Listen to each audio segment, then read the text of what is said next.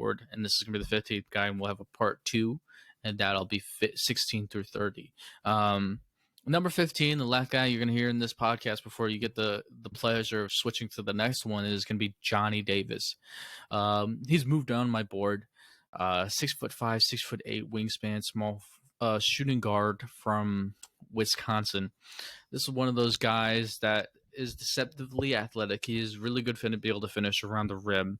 Really good mid-range skill. I mean, he's a bucket getter, and the opposing team was like, let's just double him and make everything hard for him, and that's the way we're going to win because he has nobody else on his team that can score.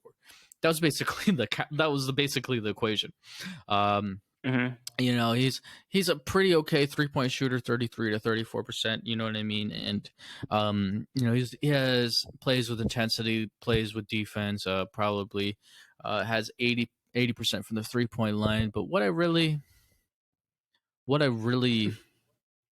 think about this guy is I kind of got wrong about James Bouknight, I think, in the draft from last year. And he kind of reminds me of James Bouknight, where you have to really take into account height in the draft and athletic gifts in the draft.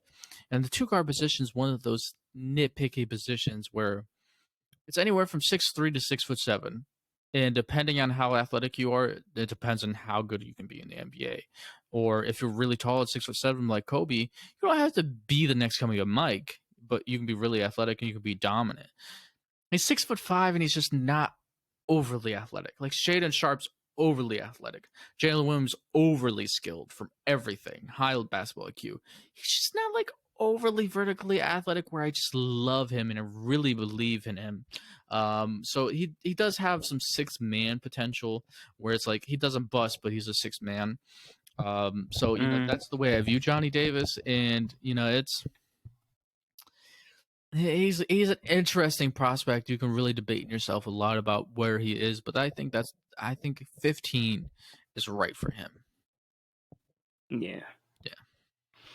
So I think he played at least 2 seasons because he played a total of 62 games. Last season he averaged 19.7 points, 8.2 rebounds, 2.1 assists, and for his career he averaged 13.4 points, 6.2 assists. 6.2 rebounds and 1.6 assists. Yeah. He has really good stats. He's a really good player.